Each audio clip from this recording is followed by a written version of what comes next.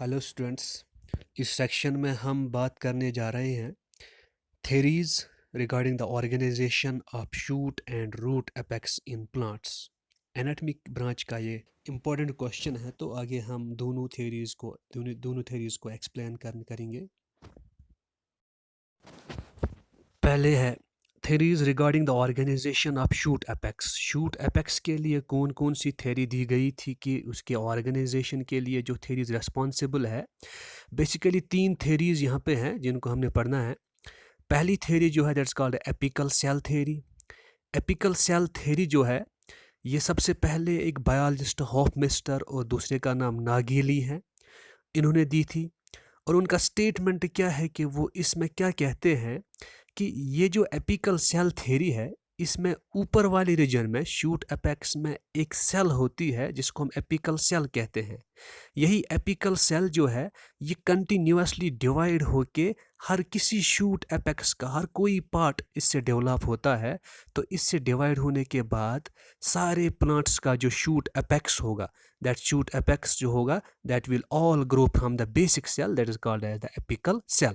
इस apical cell के नीचे जो सेल्स होती है जो मेन प्लांट बॉडी के अंदर होती है, this are first form of cells, this are called derivatives और द डेरिवेटिव सेल्स।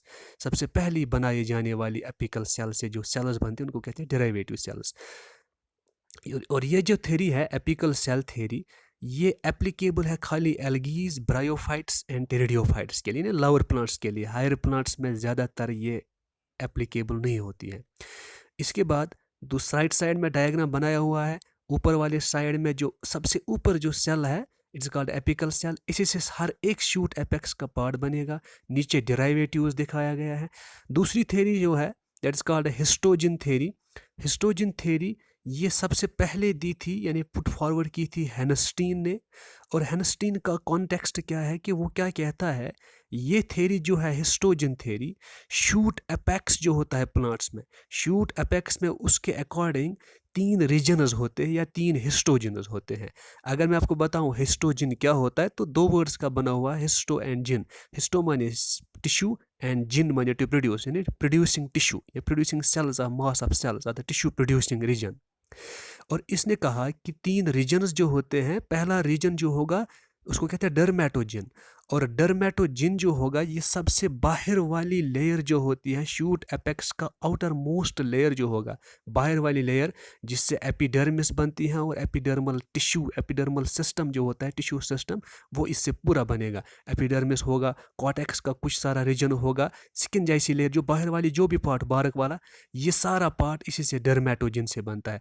आप राइट साइड में डायग्राम में देख सकते हैं तीनों सेक्शन मैंने बनाए हैं। ऊपर वाले सेक्शन में आप देखोगे यंग लीव्स हैं जो इसको कवर करते हैं बड को ऊपर वाले साइड से, और इसके बीच में जो ऊपर वाला रीजन है दैट इज कॉल्ड डर्मेटोजिन, और इस डर्मेटोजिन से ही एपिडर्मिस या एपिडर्मल टिश्यू बनता है।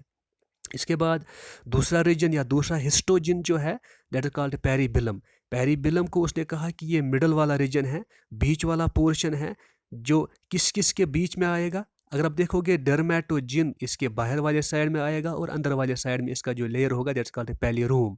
और पेरिबिलम जो होगा इससे क्या बनता है, इससे टिश्यू सारे एपिडर्मिस से लेके ऊपर वाले साइड अंदर वाले साइड तक स्टील तक जितने भी रीजनस होते हैं, स्टील माने जाइलम फ्लोएम के बगैर बाहर जो बाहर रीजनस होते हैं, कॉर्टेक्स होगा, इंडोडर्मिस होगा, कास्पिडियन स्ट्रिप्स होगा, ये सारे ऑर्गन्स जो है ना ये सारे डेवलप होते हैं पेरिबिलम से। और तीसरा रीजन उसने कहा वो पेलिरोम है। पेलिरोम को उसने कहा ये इनर मोस्ट लेयर है जिससे सेंट्रल पार्ट यानी स्टीलर पार्ट बनता है। आपको याद होगा स्टीलर पार्ट जो है, स्टीलर पार्ट में दोनों वेस्कुलर टिश्यूज आते हैं और पेरिसाइकल के साथ साथ।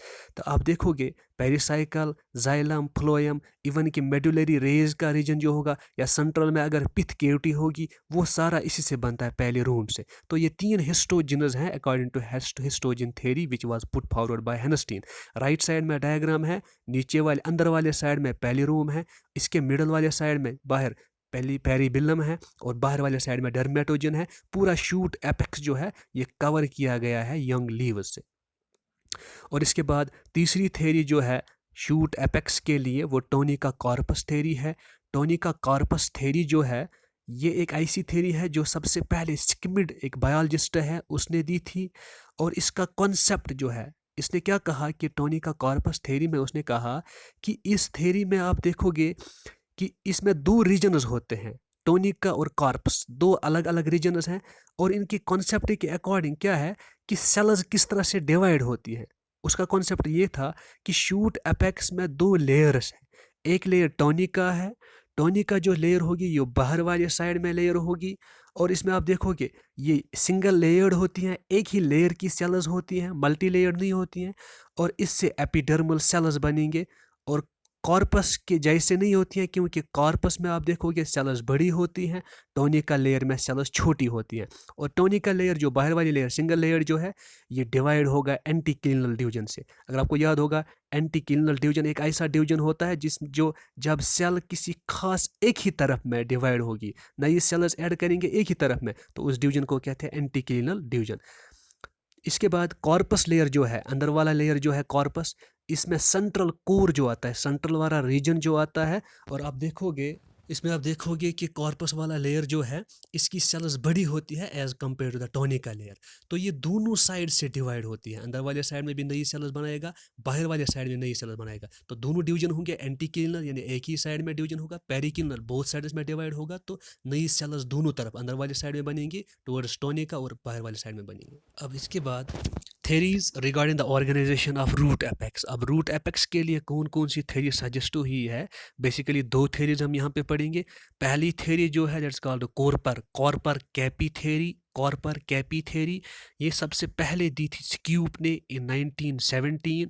और इस थेरी को आप कंपेयर कर सकते हैं, वो जो आप डायरेक्ट देख सकते हैं वहाँ पे comparable, the theory is comparable. ये कंपेयर कर सकते हैं आप टोनी का कॉर्पस थेरी से, क्योंकि टोनी का कॉर्पस थेरी जो शूट एपेक्स के लिए थे, अभी हमने पढ़ा था टोनिका और कॉर्पस, बाहर वाली एक लेयर है और दूसरे अंदर वाली लेयर है। इसी तरह से यहाँ पे भी दो लेयर्स होते हैं रूट एपेक्स में, कॉर्पर और कैपी। आप देख सकते हैं कि कॉर्पर जो होगी, कॉर्पर वो एक ऐसी लेयर होती है जो अंदर वाले साइड में होती है। और कैपी जो होती है, कैपी बाहर वाले साइड में लेयर होगी। कैपी माने कैप, इससे कैप रीजन डेवलप होगा। कैप रीजन माने एपिडर्मिस, रूट एपिडर्मिस वगैरह इससे बनेगा। इसके बाद और कॉर्पर लेयर जो होगा, इससे रूट के अंदर वाले एपिडर्मिस के अंदर वाले लेयर्स जो होते हैं, आप इसमें कॉटेक्स, रूट कॉटेक्स देख सकते हैं, पेरिसाइकल देख सकते हैं, इंडोडर्मिस देख सकते हैं। जितने भी रीजन इसके अंदर आते हैं एपिडर्मिस के अंदर, वो सारे आप इसके अंदर देख सकते हैं, वो सारे कॉर्पर से डेवलप होते हैं। तो इसीलिए मैंने कहा था कॉर्पर कैपी थेरी जो है, इसको आप टोनी का कॉर्पस थेरी से रिजेंबल कर सकते हैं या कंपेयर कर सकते हैं। लेकिन फ़र्क ये है कि वो शूट एपेक्स के लिए थी और ये रूट एपेक्स के लिए है।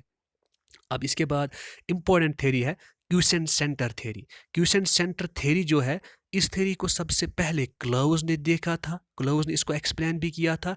उसने 1958 में इस फिनोमेना को मेज, मक्खी में देखा था। उसने क्या कहा कि रूट जो होता है, मक्खी का जो रूट होता है, मेज़ का जो रूट होता है, उसमें उसने देखा कि रूट वाले साइड में एक ऐसा रीजन होता है जो इन्वर्टेड गिलास जैसा होगा या इन्वर्टेड कप जैसा स्ट्रक्चर होगा। जैसे आप कप को टेढ़ा करोगे तो ऊपर वाला साइड जो होगा कप का वो नीचे जाएगा, नीचे वाला साइड ऊपर जाएगा। इसी तरह से देखा कि रीजन, रूट वाले रीजन में, मक्खी के रूट वाले रीजन में एक ऐसा ही रीजन होता है। अंदर वाले साइड में एक सेंट्रल मास ऑफ सेल्स होता है जिसका नाम उसने क्यूसेंट सेंटर कहा या क्यूसेंट सेल्स कहा। क्यूसेंट का माने क्या है बायोलॉजी में? क्यूसेंट माने साइलेंट, क्यूसेंट माने जो फंक्शन लेस होगा।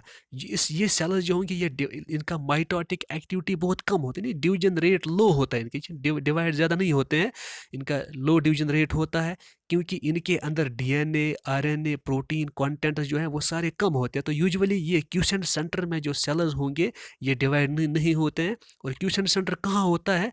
ये रूट का जो बाहर वाला रीजन होगा वहाँ नहीं होगा, बल्कि कैप के अंदर वाले रीजन में होगा। इसके बाहर एक सेल्स का कवर होता है, क्यूसेंट सेंटर के बाहर एक सेल्स का कवर होता है जो एक्टिवली डिवाइडिंग होती है, जो कंटिन्यूअसली डिवाइड होती हैं। और वो सेल्स रेस्पॉन्सिबल होते हैं, उन्हीं की जिम्मेदारी है कि सारे रूट के जितने भी पार्ट्स हैं, रूट के जितने पार्ट्स, चाहे एपिडर्मिस होगा, चाहे इंडोडर्मिस होगा, कॉर्टेक्स होगा, पेरिसाइकल होगा, जाइलम फ्लोएम, वेस्कुलर टिश्यू, जितने भी होते हैं वो सारे उसी से, उन्हीं सेल से डेवलप होते हैं, न कि क्यूशन सेंटर से। क्यूशन सेंटर से कभी डिवाइड, ये ज़्यादा डिवाइड नहीं होती है। अब इसके लिए एक एक्सेप्शन है कि कई बार क्या होता है, रूट में बाहर वाली एक्टिवली डिवाइडिंग सेल्स इंज्योर होती हैं। उस सिचुएशन में क्या होगा कि क्यूशन सेंटर सेल्स जो है ये एक्टिवेट होती हैं, और एक्टिवेट होने के बाद ये तब डिवाइड होंगे, तो तब जाके ये रूट एपेक्स को बना सकते हैं, लेकिन only in case of injury. Otherwise injury के बगैर ज़्यादा इनका डिवीजन में रोल नहीं होता है। एक नीचे डायग्राम है, डायग्राम में क्यूशन सेंटर दिखाया गया है रेड से, और बाहर वाले साइड से आउटर लेयर जो है ये एक्टिवली डिवाइडिंग सेल्स है जो कंटिन्यूअसली डिवाइड होते हैं, और क्यूशन सेल्स सेंटर की सेल्स जो है ये डिवाइड नहीं होंगे।